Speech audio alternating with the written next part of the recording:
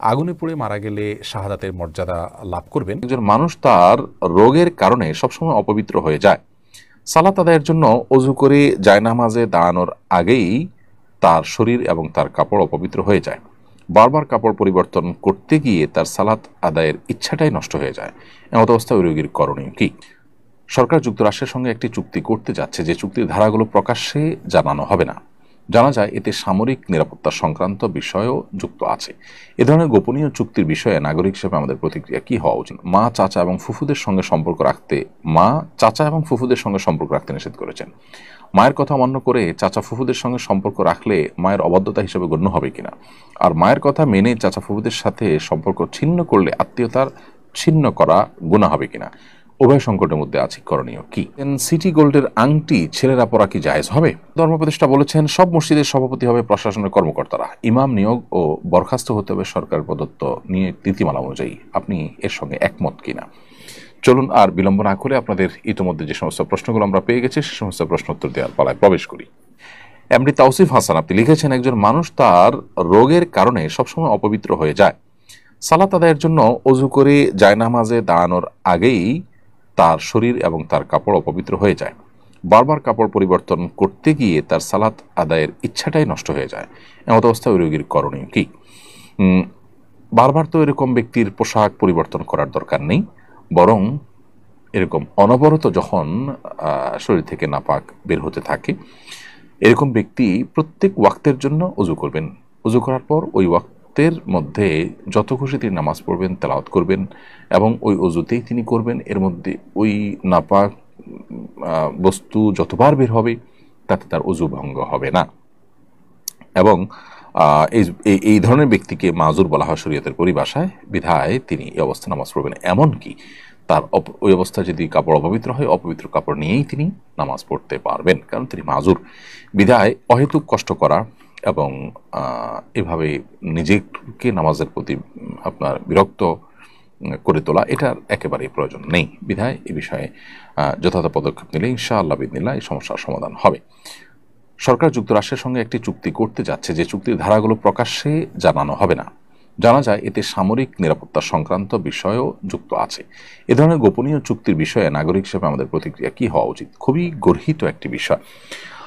NGO based এই সরকার এমন অনেক কাজ করছে যে কাজের সমালোচনা আমরা আসলে করতে বাধ্য। সাধারণত পলিটিক্যাল বিষয়গুলোতে আমরা কোনো মন্তব্য পারতপক্ষে করি না, কিন্তু সরকার এমন কিছু উদ্যোগ নিচ্ছে যে উদ্যোগগুলো আমাদের সাথে, অর্থাৎ দেশের মানুষের সাথে কোনো কোনো ক্ষেত্রে বিশ্বাসঘাতকতার সামিল। যেমন জাতিসংঘ মানবাধিকার কমিশনকে ডেকে আনা এখানে, এটা সরকারের রুটিন কাজের মধ্যে পড়ে না এবং একটা ইন্টারিম গভর্নমেন্টের কাজ হয় না। এটা যে কাজগুলো আসলে নির্বাচিত সরকাররা করতে সাহস পাবে না, সেরকম অনেকগুলো কাজ এনজিও বেসড এই সরকারের বিভিন্ন গুরুত্বপূর্ণ ব্যক্তিবর্গ তারা তলে তলে এই কাজগুলো এখন করিয়ে নিচ্ছে। যেহেতু তাদের জনগণের কাছে জবাবদিহিতা নেই, তারা জনগণের কাছে যেতে হবে না ভোটের জন্য, সো এই চান্সে তারা অনেকগুলো কাজ করে ফেলছে। এই কাজটি অর্থাৎ যুক্তরাষ্ট্রের সাথে এরকম কোনো গোপন চুক্তি করা, সেরকম একটি কাজ।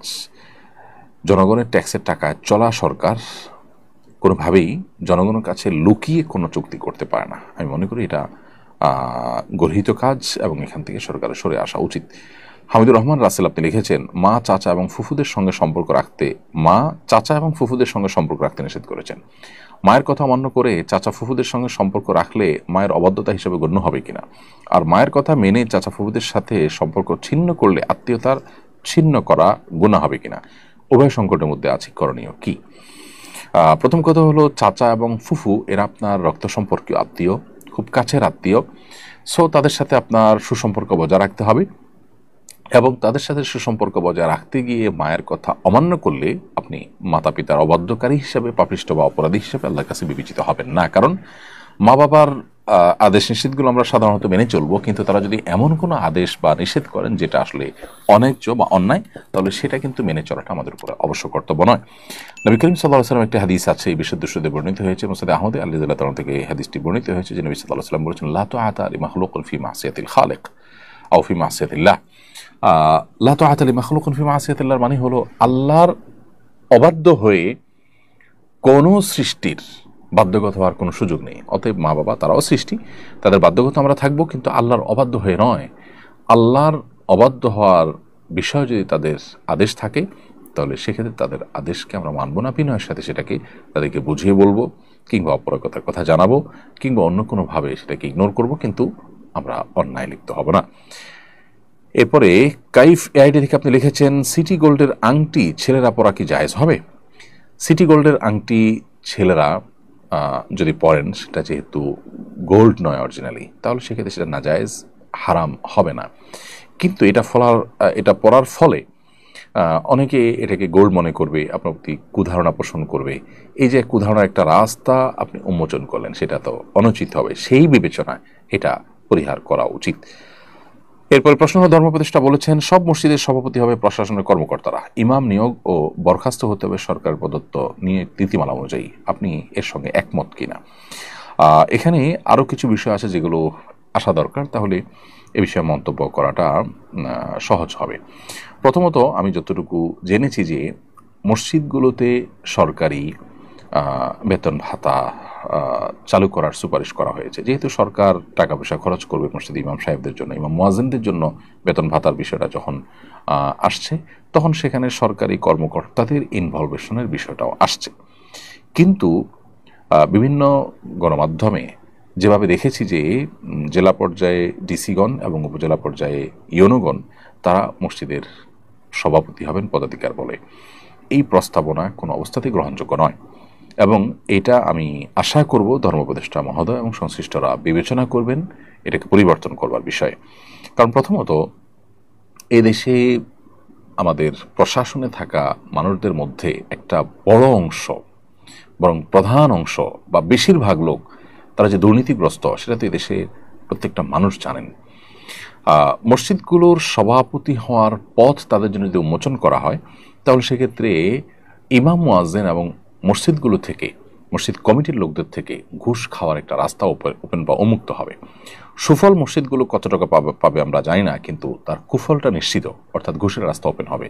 আমরা কেনা জানি যে মডেল মসজিদগুলোতে ইমাম নিয়োগের ইস্যুতে বহু জায়গায় অবৈধ লেনদেন হয়েছে, ঘুষের লেনদেন হয়েছে, অর্থাৎ ঘুষের বিনিময়ে চাকরি দেওয়া হয়েছে।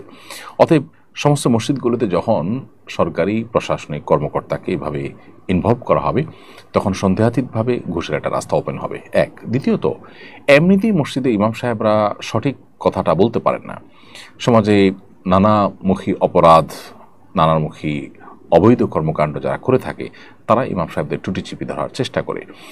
আবার নতুন করে যখন এই জিনিসটা যুক্ত হবে, তখন যারা যখন সরকারে থাকবে, তাদের অন্যায় অনাচার এগুলোর ব্যাপারে কোনো কথা টু শব্দ মসজিদে কেউ করতে পারবে না।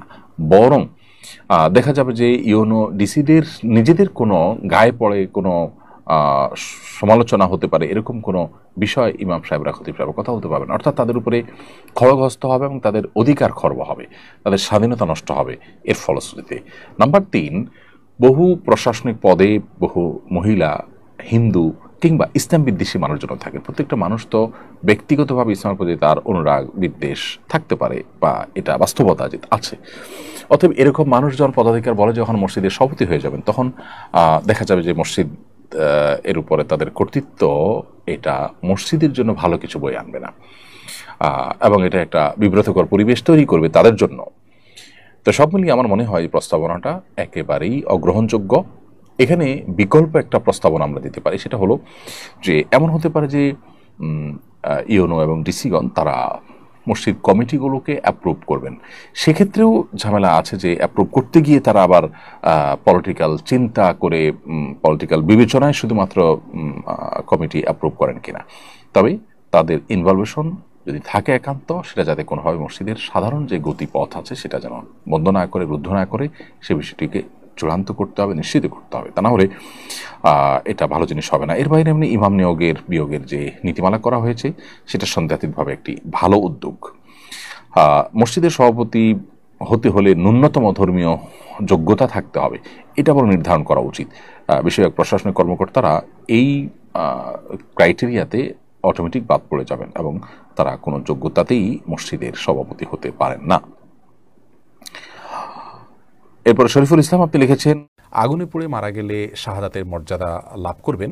নবী করিম সাল্লাল্লাহু আলাইহি ওয়াসাল্লাম বিভিন্ন হাদিসে শাহাদাতের মর্যাদা লাভ করবে এরকম ব্যক্তিদের প্রকার উল্লেখ করা যায়। কোনো কোনো হাদিসে আসছে যে শাহিদ ও খামসুন, 5 ব্যক্তি শাহাদাতের মর্যাদা লাভ করবে। এর ভিতরে নবী করিম সাল্লাল্লাহু আলাইহি ওয়াসাল্লাম বলেছেন যিনি আগুনে পুড়ে মারা যান তার কথা। তেমনিভাবে পানিতে ডুবে মারা যান, কোনো কিছু নিচে চাপা পড়ে মারা যান, এই ব্যক্তিকে নবী করিম সাল্লাল্লাহু আলাইহি ওয়াসাল্লাম শহীদের মর্যাদা পাবেন বলে বলেছেন। পেটের পীড়া মারা গেছেন তাদের জন্য বলেছেন।